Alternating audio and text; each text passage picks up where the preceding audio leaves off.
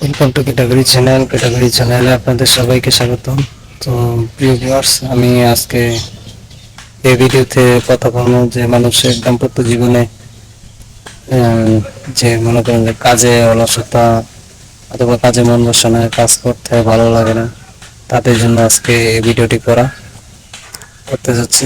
তো আমি আজকে মূলত দুইটি জায়গা নিয়ে কথা বলবো।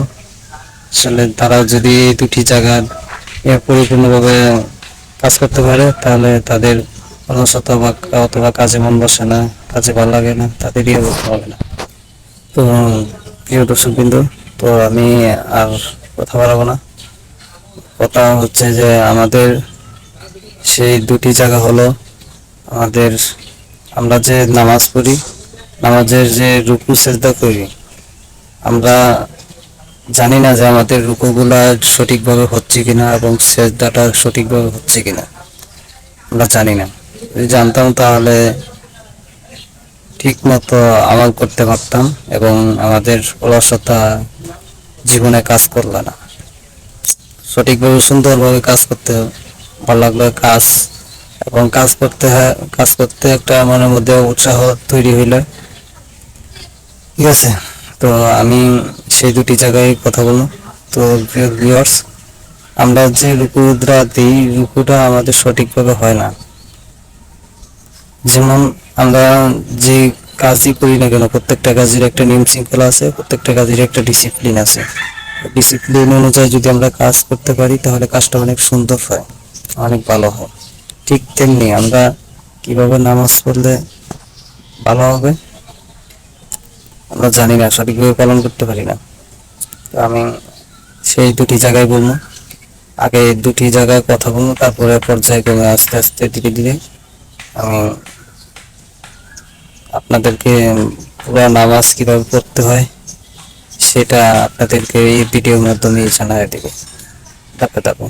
তো ভিউয়ার্স, আমরা যে রুকু করি, রুকুরা আপনাদের কবর থেকে নিয়ে আমাদের কাঁধ পর্যন্ত, যে এই কাঁধ পর্যন্ত আমাদের সোজা বরাবর রাখতে হবে, প্লেন রাখতে হবে।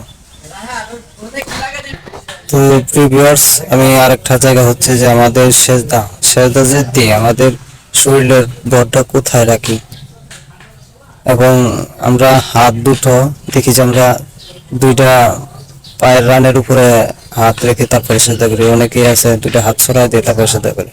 আসলে কোনটা রাইট কোনটা রং আমরা জানি না।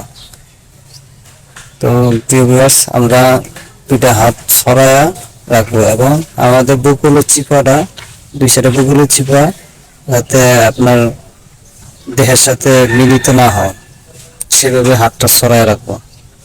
এটা সুন্নাত, হাতটা ছড়ায় রাখতে হবে।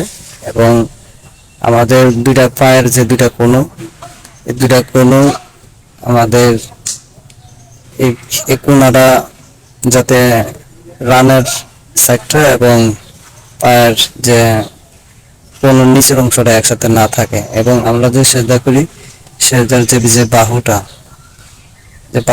এই বাহু আমাদের আলাদা রাখতে হবে।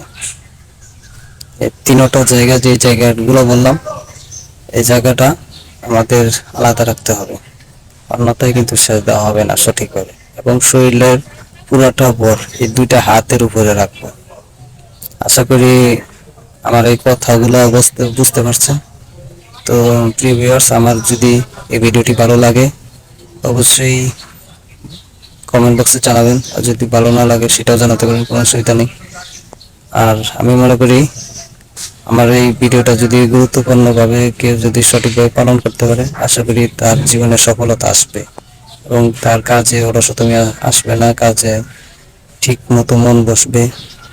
ঠিক আছে, আশা করি অবশ্যই বুঝতে পারছেন। আর আমার এই ভিডিওটি যদি ভালো লাগে এবং এরকম ধরনের তথ্যগুলো ভিডিও পেতে আমার এই চ্যানেলটা সাবস্ক্রাইব করে রাখবেন, যাতে করে পরবর্তী ভিডিও আপলোড করা মাত্রই নোটিফিকেশন চলে যাবে আপনার কাছে সবার আগে, আপনি সবার আগে ভিডিওটি দেখতে পারবেন। ঠিক আছে, ওকে, খুদা হাফেজ। বাংলাদেশ জিন্দাবাদ।